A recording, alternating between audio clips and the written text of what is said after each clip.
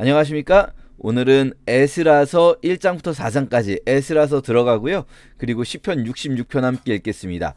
에스라서 시작하시면은요 1, 2절 잘 보세요. 바사왕 고레스 원년에 하면서 하나님께서 고레스의 마음을 감동시키셨고 고레스가 조서를 내려서 이렇게 했다라는 이 말씀이 바로 앞에 역대하의 마지막 절과 같죠. 역대하 마지막 두 절 바사왕 고레스 원년에 쭉 요 두 절과 같으니까 역대하에서 이어지고 있구나 하는 것을 알 수가 있고요. 자, 내용을 보시면 바사왕 고레스, 이 사람은 페르시아, 바사라는 거 이제 페르시아입니다. 페르시아의 키루스 대왕을 말합니다. 페르시아의 키루스는요 바벨론을 빠른 속도로 정복했습니다. 아시리아도 그렇고 바벨론도 그렇고 굉장히 강대한 나라들이었지만 멸망할 땐 순식간에 망하는데요. 왜냐하면 이 나라들은 기본적으로 다른 민족들을 압제하던 제국이죠. 하나의 민족이 여러 민족을 식민지로 삼아서 압제하고 있는 상황, 이렇게 말씀드렸는데요. 그렇게 압제하다 보면, 폭력적으로 지배하다 보면은 반발이 커지겠죠. 그러니까 한번 망할 때는요 금방 돌아섭니다. 여러 식민지들이 한꺼번에 다 돌아서는 거죠. 이 페르시아의 왕 키루스는요 이런 구조를 조금 더 바꾸는 사람이에요. 이게 식민지 정책이랄까요, 조금씩 바뀝니다. 아시리아 같은 경우는 우리가 배웠죠, 공포, 그리고 식민지에서 독립운동을 못하게 하기 위해서 혼혈, 다 이렇게 뭐랄까요, 민족들을 강제 이주시켜서 민족적 정체성을 없애버리는 거예요. 그렇게 아시리아에 의해서 멸망당했던 북이스라엘은 혼혈민족이 돼버리죠. 다 여기저기 이주시켜서. 그렇게 탄생하게 된 사마리아인들이고요. 바벨론은 아시리아보다는 조금 더 쉽게 갑니다. 아시리아는 다 막 강제 이주를 시키는 게 굉장히 큰 비용과 노동력이 드는 문제였는데요. 바벨론은 그럴 필요 없다 보니까 독립운동은 누가 하냐, 지배계층이 한다 해서 지배계층, 지식인층, 이런 사람들을, 독립운동 할 만한 사람들을 포로로 끌고 갑니다. 그렇게 바벨론의 포로로 끌려간 사람들이 유다, 남유다는 바벨론에 의해 멸망해서 유다 백성들이 바벨론의 포로로 끌려갔었죠. 자, 이제 바벨론을 멸망시킨 페르시아의 왕 고레스는요 다른 생각을 해요. 이 키루스 대왕이라는 사람은요 사실은 굉장히 유명한 사람입니다. 이 고대 역사 속에서 우리나라로 따지면은 세종대왕 같은, 이 사람은 그리스 역사가들이나 철학자들에 의해서도 굉장히 긍정적으로 평가되는 사람이거든요. 생각해보면 그리스 역사가나 철학자들, 그리스는 페르시아하고 적대적인 관계예요. 우리가 잘 알다시피 영화 300 같은 거 기억나십니까? 나는 관대하다. 이게 이제 페르시아와 그리스가 싸우는 거잖아요. 유명한 전투 중에 마라톤 전투 이런 것도 있지 않았습니까? 그러니까 적대국의 건국자인데도 불구하고 그리스의 역사가들이나 철학자들이 키루스를 굉장히 존중하고 존경할 만큼 위대한 왕이었다라고 할 수 있습니다. 그래서 이 페르시아의 왕이 된 키루스는요 몇 가지 정책을 펴는데, 이전 바벨론이나 아시리아는 독립운동을 못하게 하려고 했잖아요. 키루스는 다른 방식으로 접근하는 거죠. 말하자면 독립운동을 안 하게 하면 됩니다. 독립권과 자치권을 인정해주고, 그리고 오히려 더 그 나라가 혼자 살 때보다 더 안정적이고 평안한 세상을 만들어주면, 그러면서 조공만, 적당한 수위의 조공만 제때제때 페르시아 본토로 보내면은 문제없이 지내게 해준다. 이러면 독립운동을 할 이유가 없어지죠. 니네 자치권도 보장해줘, 너희들이 스스로 살 수 있게 다 해줘. 그러면서 페르시아는 어떤 생각을 하는가, 이 돈이, 말하자면 돈이 여기 페르시아 그 수도에 있으나 아니면은 저기 페르시아의 식민지 지역에 있으나 어차피 다 페르시아의 안에 있는 건 다 내 건데 라는 그런 마인드 있지 않습니까? 그러니까 굳이 바벨론이 잡아온 포로들을 포로로 끌고 있을 필요가 없는 거죠. 이 사람들, 바벨론이 데리고 온 수많은 이 여러 민족의 지배계층들이잖아요. 말하자면 귀족들, 이런 사람들을 전부 페르시아의 자유민으로 회복시킵니다. 그러니까요 이 페르시아 안에서는 이게 조금 나쁘게 변질되면 어떤 일이 벌어지냐면, 여러 이민족 간의 갈등, 소수민족 간의 주도권 전쟁이 있게 돼요. 주도권 싸움. 이걸 대표적으로 보여주는 상황이 에스더서죠. 고레스는 그뿐만 아니라 이 법치의 기틀을 세웁니다. 그래서 페르시아 하면 우리가 또 떠올리는 것 중에 하나는요, 에스더서에도 그렇고 다니엘서에도 그렇고 페르시아 왕들이 왕 마음대로 못해요.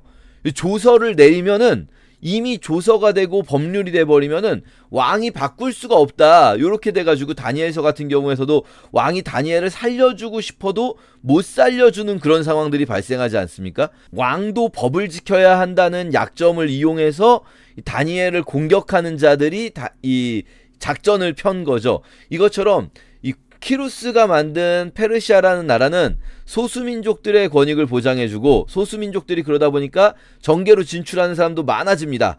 우리가 보는 모르드게라든지, 그리고 에스더서에서 모르드게라든지, 또 느헤미야라든지, 그리고 적대적이긴 하지만 하만 같은 경우도 소수민족인 거거든요. 이 하만이라는 사람은 아말렉의 후예 중에 한 사람인 거예요. 이렇게 페르시아라는 훌륭한 나라, 이 나라를, 여기서 중요한 것은, 제가 지금 말씀드리려고 하는 것은, 그 페르시아의 왕 위대한 고레스는 하나님이 그의 마음을 감동시키셨다라는 거예요. 하나님께서 이 나라를 세우는 일에 이끄셨다라는 거죠. 이게요, 고대 근동에서 키루스가 차지하는 위상이 얼마나 위대한 사람인지를 알면은 이 말이 이방인들이 보기에는 말도 안 되는 소리라는 게 되고, 유대인들이 보기에는 하나님이 정말로 온 세상의 주관자이시구나 라는 생각을 하게 되는 거예요. 하나님이 이스라엘만의 하나님, 유대의 하나님이 아니라 온 세상을 주관하시는 하나님이셔서, 어떻게 보면은 키루스는 이방인이니까 여호와를 믿는 사람이 아니에요. 이교도입니다. 이교도. 그런데 그 이교도 왕까지도 하나님이 세우시고 하나님이 감동시키실 수 있고, 그렇게 하나님이 세계를 경영해 나가신다라는 거예요. 더더군다나 그 하나님이 그 위대한 키루스를 왜 세우셨는가? 예레미야의 입을 통해서 하신 말씀을 이루게 하시려고 하셨다는 거예요. 그러니까 우리를 위해서 저 키루스를 세우셨다. 키루스는 이스라엘에게만 위대한 일을 한 게 아니라 정말로 많은 일을 한 사람이거든요. 정말로 위대한 일을 많이 한 사람인데, 그 위대한 사람을 하나님이 세우신 이유가 우리 때문이다 라는 거죠. 우리 때문이다. 이게 포로기의 이스라엘 백성들에게 얼마나 큰 힘이 되겠습니까? 하나님은 우리를 위해서 온 세상의 역사를 움직이시는 분이시다 라는 거예요. 우리가 이런 어떤 세계관, 이게 그냥 단순히 나의 삶을 바라보는 관점이 아니라 세계와 역사를 바라보는 관점에 있어서도 기독교적인 세계관을 가질 필요가 있습니다. 이게 물론 비기독교인들과 소통할 때 이런 말을 또 이렇게 눈치 없이 하면 그 사람들하고 소통이 잘 안 되겠죠. 왜냐하면 세계관이 다른 사람들하고 대화를 할 때는 우리가 상대방의 세계관을 이해하면서 대화할 필요가 있어요. 너무 상대방에게 나의 세계관을 막 강요하면서 대화하면 대화가 안 됩니다. 우리가 좀 구분해서 생각할 필요가 있는데요. 우리 자신이 명확한 성경적 세계관을 가져야 한다는 사실, 이것은 나의 믿음이고 내가 세상을 바라보는 관점이에요. 이것이 흔들리면 안 되고요. 동시에 또 지금은 굉장히 다양한 세계관을 가진 사람들이 공존해서 함께 살아가는 시대예요. 그렇죠?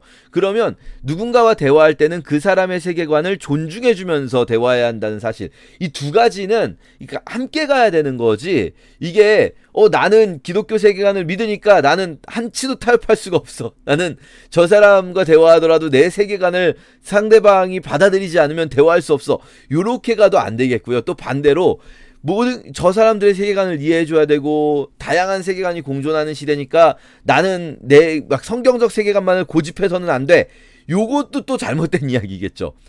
여기서 이제 예레미야 입을 통하여 하신 말씀이라는 것은, 우리가 이제 원래 유대인들의 구약 성경 순서가 저희랑 달라요. 저희는 예레미야서가 에스라 역대기보다 더 뒤로 가버렸는데, 이게 사실 원래는 예레미야가 앞에 있거든요. 더 선지서가 앞에 있고 뒤에 이 성문서가 있는데, 역대기, 에스라, 느헤미야는 성문서에 속합니다.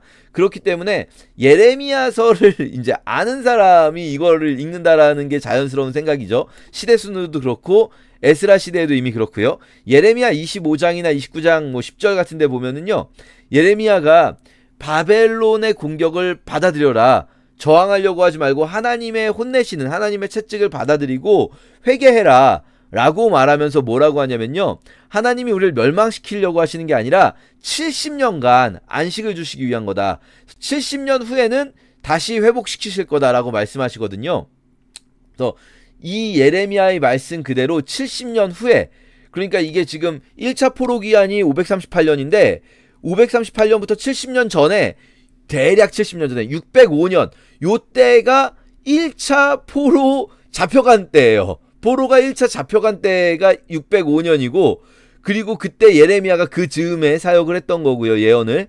그리고 이제 포로 귀환이 1차 포로 귀환이 538년이니까 딱 한 정확히 하면은 68년 이렇게 되는데 70년 정도 예레미야의 말씀대로 이루어지는 거죠. 자, 그것을 공포도 하고 조서도 내렸다 이렇게 나오잖아요. 이 조서가 복선입니다. 복선. 지금 이게 이 나중에 이 조서 이야기가 다시 나올 거예요. 그러니까 우리가 이때 알아야 돼요. 그냥 말만 한 게 아니라 조서로, 문서로 남겼다. 그리고 페르시아는 아까도 말씀드렸지만 이 문서와 법률이 그냥 왕의 직권에 우선한다 라는 거 말씀드렸죠. 자, 그래서 이 조서를 내렸다라는 것이 지금 여기서 복선으로 등장하니까 기억해 놓고 지나가자 라는 말씀 드립니다. 자, 그래서 하나님께서 명령하신 대로 성전에 건축하라고, 너희들 갈 사람은 가라, 이 유다 백성 중에서 돌아갈 사람은 가서 성전을 건축해라 라고 하는데요. 이때 성전 건축을 위해서 이스라엘 사람들도 예물을 드리지만 고레스 왕이 스스로 여호와의 성전 그릇을 또 많이 줘요. 이제 너희들이 이걸 가지고 가서 성전을 지어라 라고 성전의 그릇들을 주는데요. 성전 그릇을 잘 보시면 어디서 꺼내는가? 신당에서 꺼내요. 신당. 이게 이상하지 않습니까? 금그릇, 은그릇이 귀해서 그래서 훔쳐간 거면 창고에 있어야죠. 왕궁 창고 같은데. 그런데 왜 신들의 신당에 있는가? 이거 어떤 개념이냐면요. 이 원래 고대의 전쟁은 신들의 전쟁이다. 여러 번 말씀드렸어요. 그래서 어느 나라를 정복하면 그 나라의 신전에 가면 신상이 있잖아요. 그 신상을 자기네 신당에 갖다 놔요. 왜냐? 자기네 신전에 갖다 놓으면서 우리 신이 저 신을 정복해서 이제 저 신은 우리 신의 부하가 됐다. 요런 느낌인 거예요. 그런데 이들이 남유다를 정복하고 나서 유다의 신전, 성전에 있던 신상 같은 걸 가지고 와야 되는데 유다에는 신상이 없어요. 신상이 없지 않습니까? 여호와는. 그러니까 이제 뭘 갖다 놔야 되지? 애매한 거예요. 그래서 그릇들을 갖다 놔옵니다. 이 그릇들이요, 사실 다니엘서에서도 되게 중요한 역할을 해요. 문맥적으로 다니엘서 1장에도 요 그릇들을 가져다 놨다. 느부갓네살이 신당에 그릇을 가져다 놨다 하면서 이 그릇이 나중에 벨사살 왕이 바벨론이 멸망하던 날 벨사살은 뭘 했을까요? 파티를 열어요. 그러니까 이게 사실 이 파티는 흥에 겨운 파티가 아니라 멸망 직전에도 멸망을 받아들이지 않으면서 아니야 우린 잘 될 거야 하는 그런 거짓 파티거든요. 근데 그때 허세 부리려고, 벨사살이 허세 부리려고 바로 이 느부갓네살이 가져다 놓은 예루살렘 성전에서 온 그릇들을 가져다가 그 그릇들에다가 파티를 벌여요. 그러니까 이게 그냥 일반 금그릇, 귀한 그릇이, 비싼 그릇이 아니라 신이 마시는 그릇, 신들이 마시는 음식 그릇에다가 자기들이 먹는다. 요런 개념으로 벨사살이 파티를 벌이거든요. 요런 건 다니엘서에서 다시 한번 짚어보도록 하고요. 자, 이제는 그 그릇들을 다시 돌려보내준다. 이 그릇들은 어떤 의미냐면요. 이 그릇을 통해서 제사가 드려지거든요. 제사가 회복될 것이다. 이제 제사가 회복되는데 그것을 누가 준 겁니까? 이방 왕이, 하나님이, 온 세상의 주관자이신 하나님이 이방 왕을 통해서 하나님의 제사를 회복시키시는 그런 장면을 보여주는 거죠. 자, 그래서 총독 세스바살에게 넘겨주었다라고 합니다. 이 총독 세스바살이 누구인지 약간 애매하기는 해요. 이 사람이 이 뒤에 보면은 총독이 갑자기 바뀌어 있거든요. 스알디엘의 아들 스룹바벨로. 그러면 스룹바벨과 세스바살이 동일 인물이라고 해석도 가능하고요. 스룹바벨과 세스바살이 이 삼촌 조카 관계라는 것도 해석이 가능하거든요. 그러니까 중간에 총독이 바뀌었다. 근데 이 둘 중에 뭐 어떻게 해석해도 어차피 다 추측입니다. 본문을 들여다봐서는 이 두 가지가 다 가능하거든요. 저희는 그냥 제일 쉬운 해석으로 갈게요. 동일 인물이다. 이게 그냥 이게 맞다가 아니고요. 이게 그냥 쉬운 해석입니다. 이 성경을 문맥적으로 볼 때 좀 덜 고민하면 되는 거니까요. 제가 앞으로 그냥 세스바살 총독 스룹바벨 같은 인물이라는 식으로, 이게 왜 지금 말씀드리냐면 에스라서에만 보는 게 아니라 우리는 이제 나중에 학개스가랴가 또 에스라가 다루는 이 시대를 다루고 있기 때문에 그때도 그냥 편하게 스룹바벨 총독이다, 그냥 총독은 스룹바벨이었다 초기에 이렇게 말씀드리는 것 양해를 부탁드려요. 아닐 수도 있습니다. 이걸 삼촌조카 관계로 볼 수도 있기는 하지만 이게 좀 더 쉬운 해석이기 때문에 그래요. 자, 어쨌든 이렇게 해서 돌려보내줍니다. 세스바살이 1차 포로 귀환을 합니다. 그리고 2장에서는요 역시나 에스라의 특징이죠. 명단이 나옵니다. 이제 돌아간 자들의 명단, 1차 포로 귀환에 참여한 자들의 명단인데요.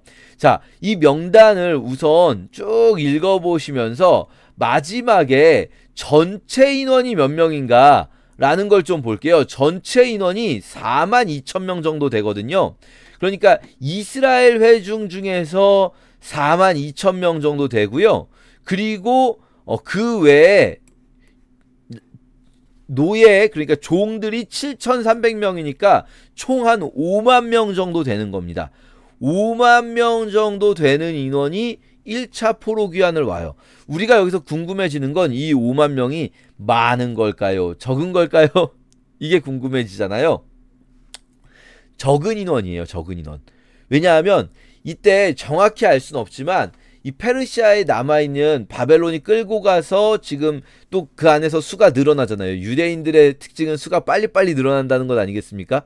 바벨론이 끌고 가서 페르시아에 남아있는 유대인의 숫자가 지금 10만 명에서 많게는 한 30만 명까지 봅니다. 이런 역사적 기록들이나 여러 가지를 추정해 볼 때. 그리고 이제 나중에 2차 포로 귀환, 3차 포로 귀환, 또 에스더서에 보면 남아있는 사람들, 이런 사람들도 있잖아요. 에스더서는 1차 포로 귀환과 2차 포로 귀환 사이에 있었던 일입니다. 어쨌든 1차 포로 귀환의 인원은 그렇게 많은 인원이 아니라는 거예요. 전체 인원 중에서. 근데 왜 그럼 많이 안 돌아왔는가?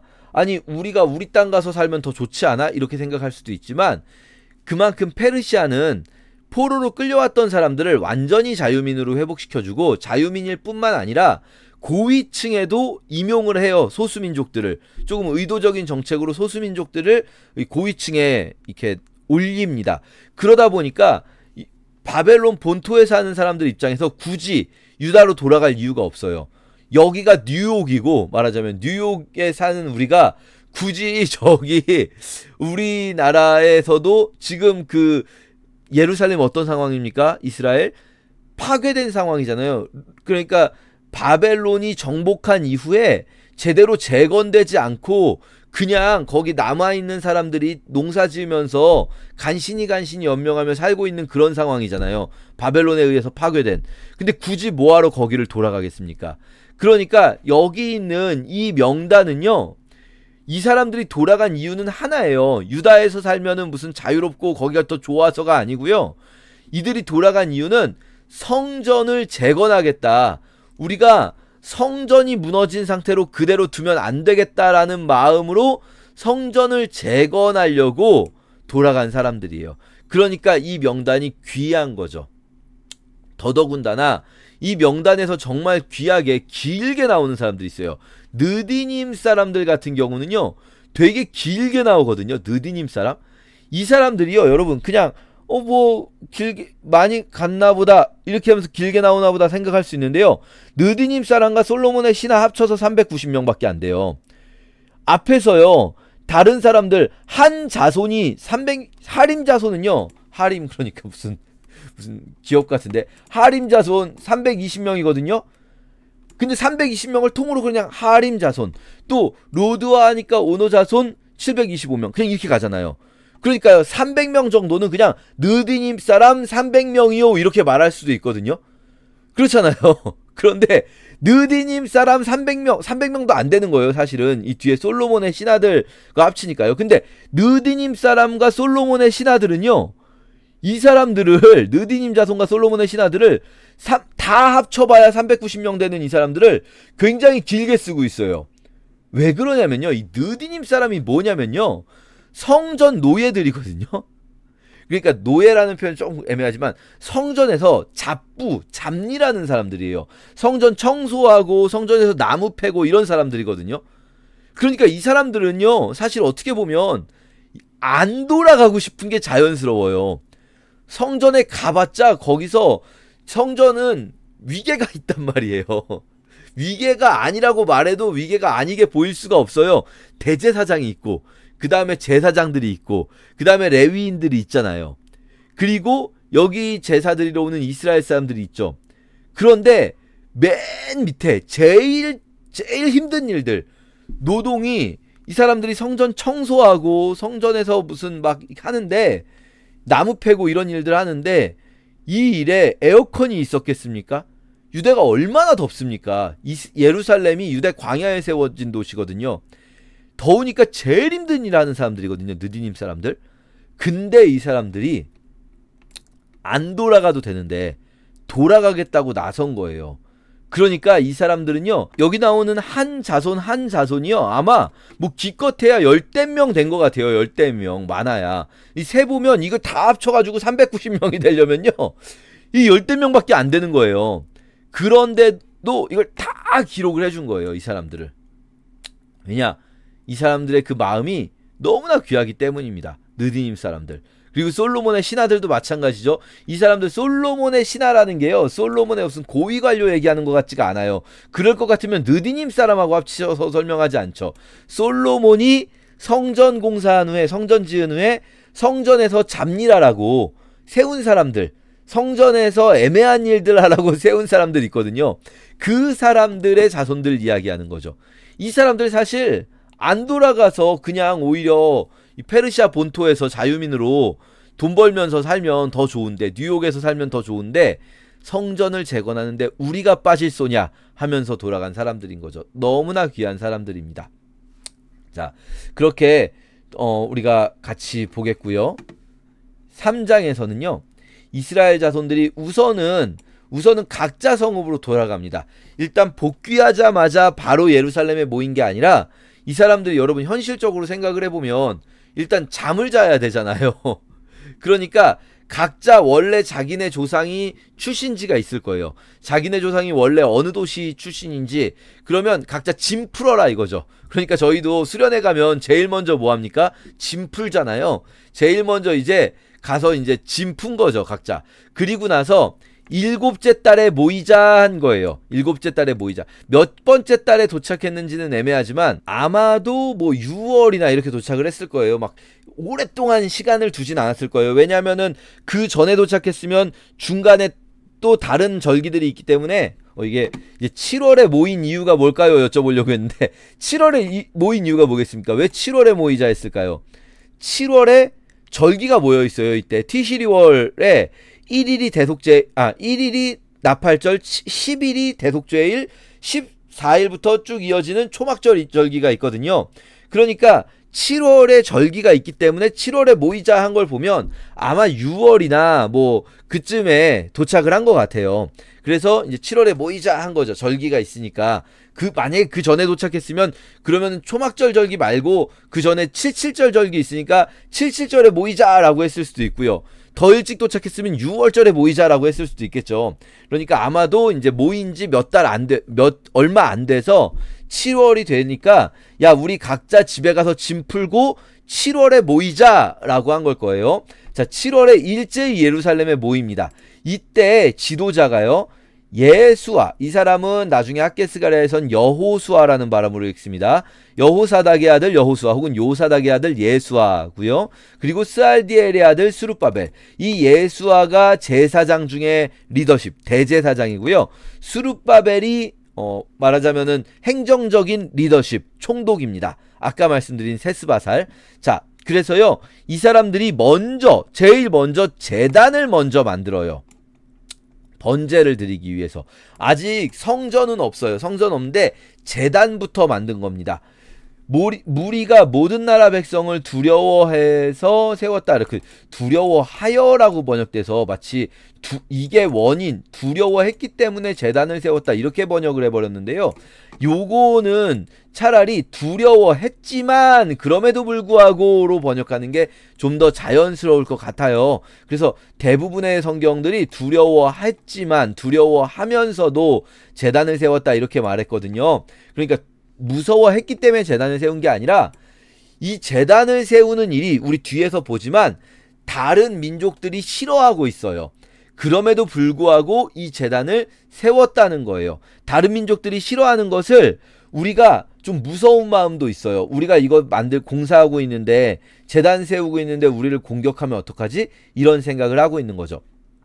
실제로 보면은 이 대적들이 듣습니다. 대적들이 방해하려고 그래요. 계속 에스라서 느헤미야서에 보면요. 대적들이 있는데요. 왜 그러냐면 아까도 말씀드렸지만 페르시아는 소수민족들의 권익을 보장해주고 자치를 최대한 보장해주는 방식으로 이제 운영을 했단 말이에요. 근데 이게 좋은 점도 많지만 안 좋은 점이 뭐냐면요. 그러다 보니까 이 소수민족들 사이에서 갈등이 굉장히 심해요. 에스더서에 보면은 하만이 유대인들을 몰살시키려고 그러잖아요. 그 하만이 페르시아 사람이 아니라 아말렉 사람이란 말이에요. 같은 소수민족들끼리 이 권력 다툼이 있는 거예요. 같은 소수민족들끼리. 그래서 지금 포로기에 귀환한 이들에게도요. 어떤 문제가 있냐면 포로들이 귀환하기 이전까지 유다 땅은 누가 지배했냐면요. 페르시아에서 어떻게 했냐면 유다와 위에 사마리아를 하나의 행정구역으로 묶어서 사마리아의 총독이 유다까지 다스리고 있었어요. 사마리아 사람이. 사마리아 총독이 유다까지 다스리고 있었는데 갑자기 지금 이게 이제 바벨론 때도 그렇게 했던 겁니다. 바벨론 시대도 사마리아 총독이 유다를 다스렸는데 왜냐하면 사마리아는 아시리아에 의해 먼저 멸망했잖아요. 그리고 나서 이제 사마리아 사람들이 살면서 어느 정도 안정이 된 상황에서 바벨론에 항복을 했단 말이에요. 아시리아가 바벨론에게 넘어가면서 그대로 바벨론의 식민지가 됐단 말이에요. 그런데 유다는 바벨론에 저항하다가 파괴됐잖아요. 그러니까 유다는 파괴된 지역이고 사마리아는 재건이 되어 있던 지역이기 때문에 사마리아 총독이 유다까지 지배했어요. 바벨론 때부터 지금 페르시아까지. 그런데 유다의 새로운 총독이 임명되면서 사마리아 총독 관할 구역이 유다 총독 관할 구역으로 분리되면서 사마리아 총독 관할 구역이 줄어들게 된 거예요. 그러니까 사마리아 총독 또 크게 보면은 더 크게는 이 시리아와 레반트 지역을 다스리던 이 시리아 지역 총독들의 입장에서 보기에는 유다가 자치권을 가지는 게 눈엣 가시예요. 원래 자기네가 지배하던 지역인데 이게 우리가 생각할 땐 아니 페르시아가 지배했지 언제 사마리아가 지배했냐라고 생각되지만 페르시아는 식민지의 자치권을 인정해줬기 때문에 사실상 페르시아 안에서 내가 지배하던 영토가 줄어드는 느낌이 있단 말이죠. 그래서 이 페르시아 안에서 소수민족 간의 경쟁 때문에 이렇게 모든 나라 백성을 두려워하는 상황이 된 거예요. 그럼에도 불구하고 그들이 제단을 세워서 아침 저녁으로 제사를 드립니다. 상번제 말씀드렸죠. 하루에 2번 드리는 상번제가 회복된 거예요. 자, 그리고 이제 7월이었으니까 초막절을 지킵니다. 초막절에 막 예물을 드리면서 너무나 기뻐하면서 여호와의 성전지대가 아직 없습니다. 성전지대가 없지만 번제를 드리는 거예요. 자, 그러면서 이제 석수와 목수에게 돈을 주고 이 사람들 돈 모았다 얘기가 앞에 나왔잖아요. 또 시돈 사람과 두로 사람, 레바논 사람들에게 이 먹을 것과 마실 것, 이 재물을 주고 고레스의 명령대로 백향목을 운송하게 합니다. 그래서요 이제 이 백향목이 오는 시간이 좀 필요해요. 성전 공사를 하려면 7월에 모여서 이 사람들이 이제는 예루살렘에 모여서 막 제사를 드리면서 예루살렘에 모여 있는 거예요. 각자 자기네 고향에다가 짐 풀고 와서 예루살렘에 모여서 성전 공사를 할 때까지 기다립니다. 근데 이게 성전 공사가 성전에 이른 지 2년 둘째 달이잖아요. 이게 만으로 2년 지났다는 뜻이 아니고요. 첫째 해 6월 도착한 해 6월쯤에 도착해서 7월에 이 사람들이 예루살렘에 모였고요. 그리고 나서 저쪽 레바논에다가 야 백향목 좀 보내줘 하고 보냈잖아요. 그 첫째 해가 지나고 둘째 해 둘째 달이니까 7월부터 이 2월까지 아마도 그러면은 한 7, 8개월 지난 거죠. 이 한 8개월쯤 7, 8개월 지난 다음에 이제 예루살렘에 백향목이 도착을 한 것 같아요. 그러니까 이 사람들이 이제 공사를 시작합니다. 공사를 시작해서 이 사람들이 성전에 말하자면 착공을 하는 거죠. 기공식, 기공예배 이런 거 있지 않습니까? 우리도 이제 그 터만 있는 상황에서 아직 공사 안 할 때 이렇게 리본 끊으면서 기공예배 뭐 이런 거 드리지 않습니까? 그것처럼 이들이 예배를 드리기를 시작하는 거예요. 그때 찬양을 합니다. 이 예배 시간에 찬양을 하면서 여호와는 선하시고 인자하심이 영원하시다 주께 감사하자 하니까 이들이 막 찬송하고 그러는데 나이 많은 족장들이 있어요. 이들은 첫 성전을 보았어요. 자, 생각해 보세요. 1차 포로에서 지금까지는 70년이 지났는데 요게요 여러분, 아까 68년 말씀드렸잖아요. 근데 지금 1년 지났죠. 68년 69년인데 1년 지났으니까 이게 70년. 여기까지가 70년이에요. 여기까지가 이 기공예배까지가.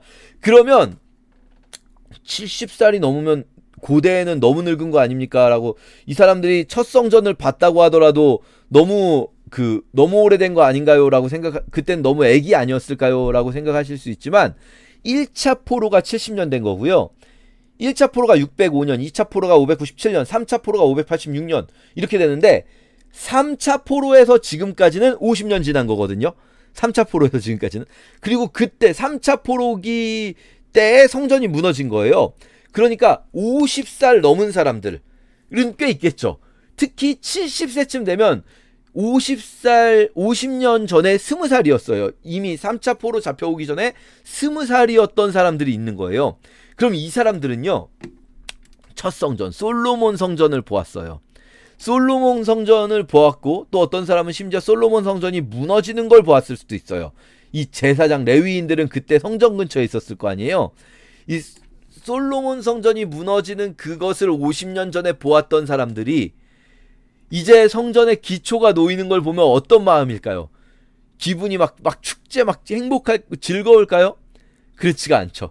이 사람들은 막 대성통곡을 합니다. 그냥 울었다라고 하지 않아요. 이게 여기서 그냥 울었다라고 나오지 않고 통곡을 한 거예요. 대성통곡. 큰 소리로 통곡을 합니다. 큰 소리로. 그런데 또 젊은이들, 대다수는 젊은이들이었겠죠. 젊은이들은 크게 막 기분 좋아서 함성을 지르요. 야, 우리가 드디어 시작한다! 막 하면서 막 함성을 지르니까 백성이 크게 외치는 소리가 멀리 들리므로 즐거이 부르는 소리와 통곡하는 소리가 분간이 안 되는 그런 상황에 그 위대한 그 기공 예배가 시작되는 거죠. 막 너무나 행복합니다. 자, 근데 이때 성전이 건축된다는 이야기를 유다와 베냐민의 대적이 들었다고 나와요. 이 대적이 누구냐면요, 이들이 우리도 너희와 같이 너희의 하나님을 찾노라. 아수르 왕 에사라돈이 우리를 여기로 오게 한 날부터 우리가 하나님께 제사를 드린다. 이게 누굴까요? 사마리아인들인 거예요. 사마리아인들이 아시리아에 의해서 이제 강제 이주된 이후에 바로 11개 나오거든요. 11개. 바로 여호와를 섬기게 돼요. 왜냐하면 이거 어떤 개념이냐면요, 이들이 무슨 여호와께 신실해서가 아니라 다신교 지역에서는요, 내가 A라는 신을 더 선호한다고 해서 B라는 신을 무시하는 게 아니에요. 특히 어느 지역에 가면 그 지역마다 도시마다 도시의 신들이 있거든요. 그럼 내가 이쪽 도시에 있다가 저쪽 도시로 옮겨가면 내가 믿는 신도 바뀌어야 되는 거예요. 주로 섬기는 신이. 왜냐면은 그 도시에 신들이 있기 때문에. 그러니까 이들이 생각할 땐, 다신교 세상에 살던 사람들이 생각할 땐 너무나 자연스럽게 이상하지 않은 거예요. 사마리아로 이사 왔어? 그러면 여기에 이 지역의 신은 여호와라고 불러? 그러면 우리 이제부터 여호와를 섬겨야겠네 라고 하는 거죠. 그게 이제 사마리아인들이 된 거예요. 그들이 우리도 너희와 함께 건축하게 하라 라고 하는데요, 우리도 어쨌든 여호와를 믿는다 하는데, 이 스룹바벨과 예수아와 이 족장들이 야, 니네가 우리랑 무슨 상관이 있냐, 우리가 홀로 건축하겠다라고 말해요. 우리끼리 건축하겠다. 이게요. 그런데 여러분 오해하시면 안 돼요. 어떤 분들은 실제로 많은 성경 해석하시는 학자들도요. 이 부분을 독선적이라고 해석하기도 합니다. 그러니까 에스라 느헤미야는 좀 독선적이다. 그에 비해서 에스더는 좀 포용적이다. 이렇게 말하는데요. 왜냐하면 야 우리끼리만 홀로 건축한다. 이거는 너무 독선적인 행동 아니야? 그냥 여기서 만약에 받아줬으면 사마리아인들 같이 짓자 했으면 좋았을 텐데 그러면 유다와 사마리아가 그렇게 이제 여기서부터 앞으로 수백 년간 400년간 500년간 이어지는 굉장히 유다와 사마리아의 어마어마한 적대적 관계가 이어지거든요. 그게 없었을 텐데 여기서 이들이 요걸 거절하면서 홀로 건축하리라 하면서 이 독선 때문에 그래서 이 사마리아와 또 이방인들과의 관계가 악화되었다. 이렇게 보시는 분들도 있는데요. 저는 그거 완전 잘못된 해석이라고 봐요. 왜냐하면요. 이들이 그냥 돌아가는 게 아니라 방해하잖아요. 이게 더더군다나 느헤미야서에도 보면은요. 이런 식으로 접근하는 게 애초부터 사실은 방해하려고 접근하는 거예요. 야 우리가 니네 도와줄게. 우리랑 같이 하자 해가지고 진짜 도와주려고 하는 게 아니라 성전공사와 성벽공사를 방해하려고 해요. 왜냐하면 여기서 유대인들의 어떤 뭐랄까요 자치권이 인정된다는 소리는 페르시아가 자기네한테 부여했던 유대 지역까지를 관할하는 관할권이 약해지는 거예요. 그러니까 우리의 권력이 약해지는 거예요. 사마리아인들 입장에서 보기에는. 왜냐면 유대에는요 지금 남아있는 사람들이 원래 귀족 출신들 다 잡혀갔잖아요. 원래 귀족 출신들, 원래 지도자급들, 배운 사람들 다 바벨론이 포로로 끌고 갔어요. 남아있는 사람들은 그냥 농사짓고 먹고 사는 사람들이에요. 땅의 민족이라고 불러요. 땅의 사람들. 땅의 사람들 그냥 농사짓고 먹고 사는 사람들이니까 사마리아가 지배하는 걸 그대로 받아들이고 있었단 말이에요. 사마리아의 귀족들의 시료적 지배를. 그거를 유다 백성들도 압니다. 그래서 앞에서 말했잖아요. 제단을 지을 때 여러 나라들을 두려워했다. 아 쟤네들이 우리 미워하는구나 라는 걸 빤히 느끼면서 왔단 말이에요. 왜냐면 이들이 이 페르시아에서 올 때 다 통과하고 왔어요. 거기를 사마리아 지역도 통과하고 왔단 말이에요. 그러니까 저들이 우리를 미워하는 거를 못 느낄 수가 없어요. 지나가면서. 그러니까 이거는 분별한 거예요. 이들의 의도가 악하다는 것을 알고 그 악한 의도가 틈타지 못하게 차단한 거지. 오히려 저들에 의해서 우리가 공격받을 수도 있다. 저들이 우리를 공격하면 우리는 오히려 군사적으로 연약할 수도 있다 라는 걸 알면서도 믿음으로 차단한 거예요. 저들이 끼어들어서 성전을 망치게 할 수는 없다. 우리가 공격을 받을지언정. 근데 사실 공격을 못하죠. 왜냐하면 페르시아가 식민지 내에서 자치권을 인정해준다고 하더라도 자기들끼리 막 공격하고 싸우고 이걸 인정해주진 않거든요. 그렇지만 어쨌든 위협은 할 수 있는데 그 위협으로부터도 믿음을 지켜낸 거예요. 사실은. 자, 그래서 어떻게 막냐? 이제 방해를 해요. 공격은 못하지만 어떻게 방해합니까? 관리들에게 뇌물을 주어서 페르시아 관리들에게 뇌물을 주어서 페르시아가 이 건축을 못하게 방해하는 거죠. 야 니네 그거 허가받은 건축이야? 막 이런 거죠. 그래서 고레스 시대부터 다리오 시대까지 맞고요. 그리고 여러분 여기서부터 조금 애매해집니다. 4장 6절부터 아하수에로가 즉위할 때에는요. 요거는 다리오 다음이 아하수에로거든요. 이 아하수에로가 누구냐면 에스더서입니다. 이 아하수에로가 즉위할 때에 요쯤이 이제 에스더서가 요쯤에 있는 거예요. 2차 귀환 이전 1차 귀환 이후에요. 1차 귀환과 2차 귀환 사이에 텀이 굉장히 길어요. 80년 정도 텀이 있어요. 1차 귀환 이후에 80년 후입니다. 2차 귀환 에스라가. 그러니까 사실은 이때는 에스라 태어나기도 전이에요. 지금 1차 귀환을 에스라서가 1차 귀환과 1차 귀환한 사람들이 성전 짓는 이야기를 하고 있지만 이때는 에스라는 태어나기도 전이에요. 사실은. 에스라가 나중에 2차 귀환 80년 후에 2차 귀환에서 와서 요걸 기록을 한 거예요. 자, 그런데 이 아하수에로는 지금 역사를 갑자기 뒤의 이야기를 얘기하고 있어요. 그러니까 고레스 시대부터 다리오 시대까지 이랬고 다리오 시대에 성전이 완공되는데요. 그 뒤에 아하수에로 때에 어떤 일이 있었냐면 그들 사마리아인들이 글을 올려서 유다와 예루살렘 사람들을 고발하기도 했다. 그러니까 그만큼 사마리아와 유다가 적대적이었다는 걸 설명해 주려고 그 뒤에 얘기를 하는 거예요. 특히 아닥사스다 때에, 이때가 에스라 느헤미야가 2차 3차 귀환하는 겁니다. 에스라 느헤미야 2차 3차 귀환은 동시대 사람들이에요. 자, 아닥사스다 때에 뭐라고 하냐면 이들이 성읍 건축과 성곽 건축 이야기한다는 거잖아요. 자, 보세요. 1차 귀환 때는요, 성곽 건축 아니에요. 이때는 성전 건축이거든요. 그런데 이게 지금 아닥사스다 때가 바로 느헤미야 때예요.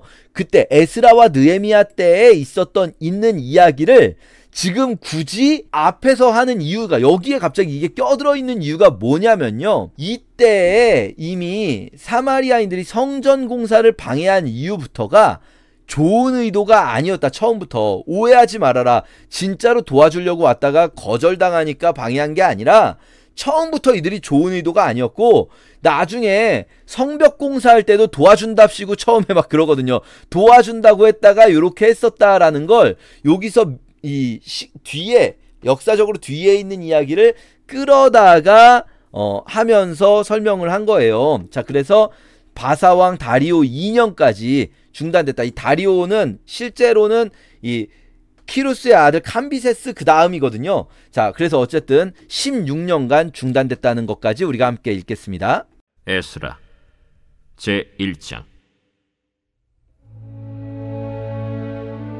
바사왕 고레스 원년에 여호와께서 예레미야의 입을 통하여 하신 말씀을 이루게 하시려고 바사왕 고레스의 마음을 감동시키시매 그가 온 나라에 공포도 하고 조서도 내려 이르되, 바사왕 고레스는 말하노니 하늘의 하나님 여호와께서 세상 모든 나라를 내게 주셨고 나에게 명령하사 유다 예루살렘의 성전을 건축하라 하셨나니 이스라엘의 하나님은 참 신이시라.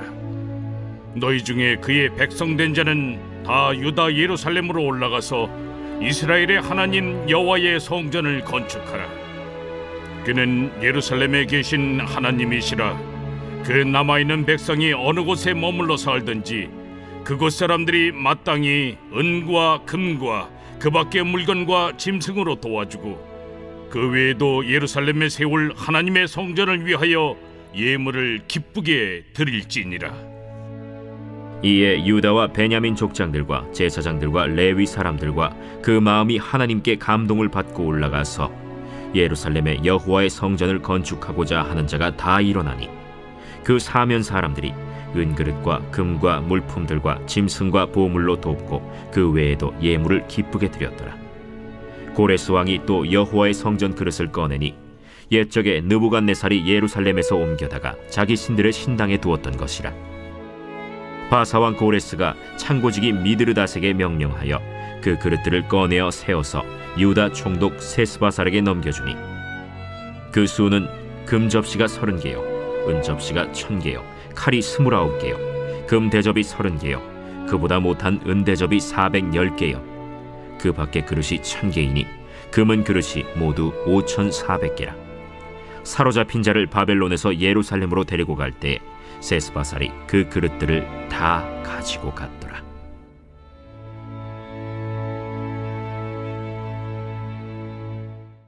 제2장. 옛적에 바벨론 왕 느부갓네살에게 사로잡혀 바벨론으로 갔던 자들의 자손들 중에서 노임을 받고 예루살렘과 유다 도로 돌아와 각기 각자의 성읍으로 돌아간 자, 곧 스룹바벨과 예수아와 느헤미야와 스라야와 르엘라야와 모르드게와 빌산과 미스발과 비그웨와 르훔과 바아나 등과 함께 나온 이스라엘 백성의 명수가 이러하니 바로스 자손이 2172명이요 스바디아 자손이 372명이요 아라 자손이 775명이요 바한모압 자손 곧 예수아와 요압 자손이 2812명이요 엘람 자손이 1254명이요 삿두 자손이 945명이요 삭게 자손이 760명이요 바니 자손이 642명이요 브베 자손이 623명이요 아스갓 자손이 1222명이요 아도니감 자손이 666명이요 비그베 자손이 2056명이요 아딘 자손이 454명이요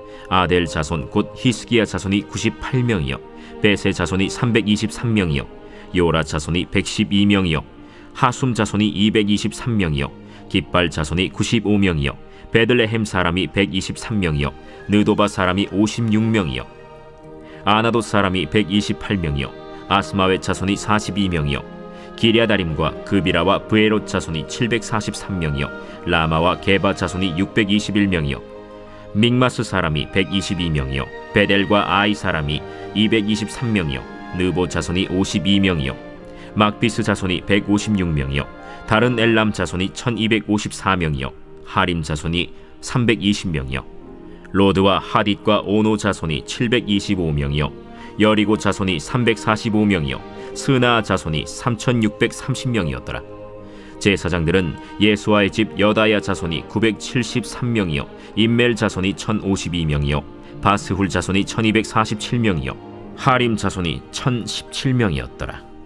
레위 사람은 호다위아 자손 곧 예수아와 간미엘 자손이 74명이요 노래하는 자들은 아삽 자손이 128명이요 문지기의 자손들은 살룸과 아델과 달문과 악굽과 하디다와 소베 자손이 모두 139명이었더라. 느디님 사람들은 시하 자손과 하수바 자손과 답바옷 자손과 게로스 자손과 시야하 자손과 바돈 자손과 르바나 자손과 하가바 자손과 악굽 자손과 하갑 자손과 사물레 자손과 하난 자손과 깃델 자손과 가할 자손과 르아야 자손과 르신 자손과 느고다 자손과 갓삼 자손과 우사 자손과 바세야 자손과 베세 자손과 아스나 자손과 무우님 자손과 느부신 자손과 박북 자손과 하그바 자손과 할훌 자손과 바슬룻 자손과 무히다 자손과 하르사 자손과 바르고스 자손과 시스라 자손과 데마 자손과 느시아 자손과 하디바 자손이었더라. 솔로몬의 신하의 자손은 소대 자손과 하소베렛 자손과 브루다 자손과 야알라 자손과 다르곤 자손과 깃델 자손과 스바디아 자손과 하딜 자손과 보게렛 하스바인 자손과 아미 자손이니 모든 느디님 사람과 솔로몬의 신하의 자손이 392명이었더라. 델멜라와 델하르사와 그룹과 아단과 임멜에서 올라온 자가 있으나 그들의 조상이 가문과 선조가 이스라엘에 속하였는지 밝힐 수 없었더라. 그들은 들라야 자손과 도비야 자손과 느고다 자손이라 모두 652명이요 제사장 중에는 하바야 자손과 학고스 자손과 바르실레 자손이니 바르실레는 길르앗 사람 바르실레의 딸 중에 한 사람을 아내로 삼고 바르실레의 이름을 따른 자라. 이 사람들은 계보 중에서 자기 이름을 찾아도 얻지 못하므로 그들을 부정하게 여겨 제사장의 직분을 행하지 못하게 하고 방백이 그들에게 명령하여 우림과 둠밈을 가진 제사장이 일어나기 전에는 지성물을 먹지 말라 하였느니라. 온 회중의 합계가 42,360명이요 그 외에 남종과 여종이 7,337명이요 노래하는 남녀가 200명이요 말이 736이요 노새가 245요 낙타가 435요 나귀가 6,720이었더라. 어떤 족장들이 예루살렘에 있는 여호와의 성전터에 이르러 하나님의 전을 그곳에 다시 건축하려고 예물을 기쁘게 드리되 힘자라는 대로 공사하는 금고에 드리니 금이 6만 1,000다리기요 은이 5,000만에요 제사장의 옷이 100벌이었더라. 이에 제사장들과 레위 사람들과 백성 몇과 노래하는 자들과 문지기들과 느디님 사람들이 각자의 성읍에 살았고 이스라엘 무리도 각자의 성읍에 살았더라. 제3장 이스라엘 자손이 각자의 성읍에 살았더니 7째 달에 이르러 일제히 예루살렘에 모인지라. 요사닥의 아들 예수아와 그의 형제 제사장들과 스알디엘의 아들 스룹바벨과 그의 형제들이 다 일어나 이스라엘 하나님의 제단을 만들고 하나님의 사람 모세의 율법에 기록한 대로 번제를 그 위에서 드리려 할새 무리가 모든 나라 백성을 두려워하여 제단을 그 터에 세우고 그 위에서 아침 저녁으로 여호와께 번제를 드리며 기록된 규례대로 초막절을 지켜 번제를 매일 정수대로 날마다 드리고 그 후에는 항상 드리는 번제와 초하루와 여호와의 모든 거룩한 절기의 번제와 사람이 여호와께 기쁘게 드리는 예물을 드리되 7째 달 초하루부터 비로소 여호와께 번제를 드렸으나 그때 여호와의 성전지대는 미처 놓지 못한지라. 이에 석수와 목수에게 돈을 주고 또 시돈 사람과 두로 사람에게 먹을 것과 마실 것과 기름을 주고 바사왕 고레스의 명령대로 백향목을 레바논에서 욥바 해변까지 운송하게 하였더라. 예루살렘에 있는 하나님의 성전에 이른 지 2년 둘째 달에 스알디엘의 아들 스룹바벨과 요사닥의 아들 예수아와 다른 형제 제사장들과 레위 사람들과 무릇 사로잡혔다가 예루살렘에 돌아온 자들이 공사를 시작하고 20세 이상의 레위 사람들을 세워 여호와의 성전 공사를 감독하게 하매, 이에 예수아와 그의 아들들과 그의 형제들과 간미엘과 그의 아들들과 유다 자손과 헤나닷 자손과 그의 형제 레위 사람들이 일제히 일어나 하나님의 성전 일꾼들을 감독하니라. 건축자가 여호와의 성전의 기초를 놓을 때 제사장들은 예복을 입고 나팔을 들고, 아삽 자손 레위 사람들은 제금을 들고 서서 이스라엘 왕 다윗의 규례대로 여호와를 찬송하되 찬양으로 화답하며 여호와께 감사하여 이르되, 주는 지극히 선하심으로 그의 인자하심이 이스라엘에게 영원하시도다 하니, 모든 백성이 여호와의 성전 기초가 놓임을 보고 여호와를 찬송하며 큰 소리로 즐거이 부르며, 제사장들과 레위 사람들과 나이 많은 족장들은 첫 성전을 보았으므로 이제 이 성전의 기초가 놓임을 보고 대성통곡하였으나 여러 사람은 기쁨으로 크게 함성을 지르니, 백성이 크게 외치는 소리가 멀리 들리므로 즐거이 부르는 소리와 통곡하는 소리를 백성들이 분간하지 못하였더라. 제4장. 사로잡혔던 자들의 자손이 이스라엘의 하나님 여호와의 성전을 건축한다 함을 유다와 베냐민의 대적이 듣고 스룹바벨과 족장들에게 나와 이르되, 우리도 너희와 함께 건축하게 하라. 우리도 너희같이 너희 하나님을 찾노라. 아스루 왕 에사라돈이 우리를 이리로 오게 한 날부터 우리가 하나님께 제사를 드리노라. 스룹바벨과 예수아와 기타 이스라엘 족장들이 이르되, 우리 하나님의 성전을 건축하는데 너희는 우리와 상관이 없느니라. 바사왕 고레스가 우리에게 명령하신 대로 우리가 이스라엘의 하나님 여호와를 위하여 홀로 건축하리라. 이로부터 그 땅 백성이 유다 백성의 손을 약하게 하여 그 건축을 방해하되, 바사왕 고레스의 시대부터 바사왕 다리오가 즉위할 때까지 관리들에게 뇌물을 주어 그 계획을 막았으며, 또 아하수에로가 즉위할 때 그들이 글을 올려 유다와 예루살렘 주민을 고발하니라. 아닥사스다 때에 비슬람과 미르드닷과 다브엘과 그의 동료들이 바사왕 아닥사스다에게 글을 올렸으니, 그 글은 아람 문자와 아람 방언으로 써서 진술하였더라. 방백 르훔과 서기관 심세가 아닥사스다 왕에게 올려 예루살렘 백성을 고발한 그 글에, 방백 르훔과 서기관 심세와 그의 동료 디나 사람과 아바사 사람과 다블렛 사람과 아바셋 사람과 아렉 사람과 바벨론 사람과 수산 사람과 대해 사람과 엘람 사람과 그 밖의 백성 곧 존귀한 오스나발이 사마리아 성과 유브라데 강 건너편 다른 땅에 옮겨둔 자들과 함께 고발한다. 아닥사스다 왕에게 올린 그 글의 초본은 이러하니, 강 건너편에 있는 신하들은 왕에게 아뢰나이다. 당신에게서 우리에게로 올라온 유다 사람들이 예루살렘에 이르러 이 패역하고 악한 성읍을 건축하는데, 이미 그 기초를 수축하고 성곽을 건축하오니 이제 왕은 아시옵소서. 만일 이 성읍을 건축하고 그 성곽을 완공하면 저 무리가 다시는 조공과 관세와 통행세를 바치지 아니하리니 결국 왕들에게 손해가 되리이다. 우리가 이제 왕궁의 소금을 먹음으로 왕이 수치당함을 참아 보지 못하여 사람을 보내어 왕에게 아뢰오니, 왕은 조상들의 사기를 살펴보시면 그 사기에서 이 성읍은 패역한 성읍이라. 예로부터 그 중에서 항상 반역하는 일을 행하여 왕들과 각도의 손해가 된 것을 보시고 아실지라. 이 성읍이 무너짐도 이 때문이니이다. 이제 감히 왕에게 아뢰오니, 이 성읍이 중건되어 성곽이 준공되면 이로 말미암아 왕의 강 건너편 영지가 없어지리이다.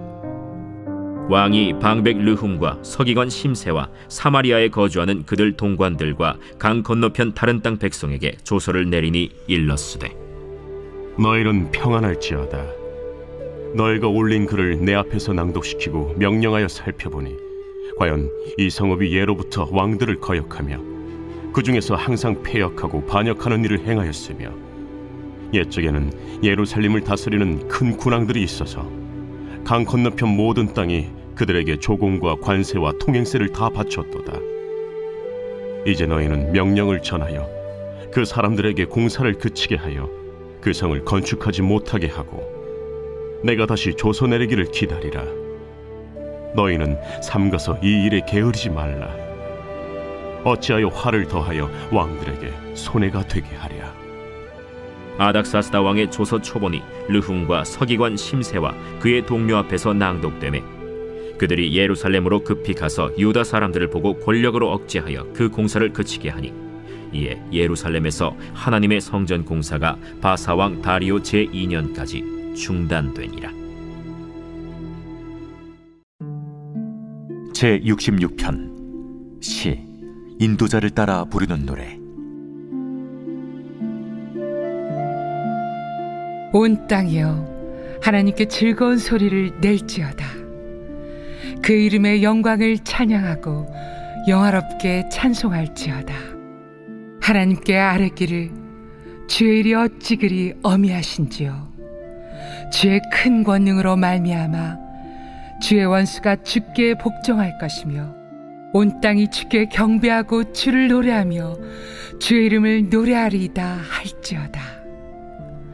와서 하나님께서 행하신 것을 보라. 사람의 아들들에게 행하심이 어미하시도다. 하나님이 바다를 변하여 육지가 되게 하셨으므로 무리가 걸어서 강을 건너고 우리가 거기서 주로 말미암아 기뻐하였도다. 그가 그의 능력으로 영원히 다스리시며 그의 눈으로 나라들을 살피시나니 거역하는 자들은 교만하지 말지어다. 만민들아 우리 하나님을 송축하며 그의 찬양 소리를 들리게 할지어다. 그는 우리 영혼을 살려두시고 우리의 실족함을 허락하지 아니하시는 주시로다. 하나님이여 주께서 우리를 시험하시되 우리를 단련하시기를 은을 단련함같이 하셨으며 우리를 끌어 그물에 걸리게 하시며 어려운 짐을 우리 허리에 메어 두셨으며 사람들이 우리 머리를 타고 가게 하셨나이다. 우리가 불과 물을 통과하였더니 주께서 우리를 끌어내사 풍부한 곳에 들이셨나이다. 내가 번제물을 가지고 주의 집에 들어가서 나의 서원을 주께 갚으리니 이는 내 입술이 낸 것이요 내 환난 때 내 입이 말한 것이니이다. 내가 순양의 향기와 함께 살진 것으로 주께 번제를 드리며 수소와 염소를 드리리이다. 하나님을 두려워하는 너희들아 다 와서 들으라. 하나님이 나의 영혼을 위하여 행하신 일을 내가 선포하리로다. 내가 나의 입으로 그에게 부르짖으며 나의 혀로 높이 찬송하였도다. 내가 나의 마음의 죄악을 품었더라면 주께서 듣지 아니하시리라. 그러나 하나님이 실로 들으셨으며 내 기도 소리에 귀를 기울이셨도다. 하나님을 찬송하리로다. 그가 내 기도를 물리치지 아니하시고 그의 인자하심을 내게서 거두지도 아니하셨도다.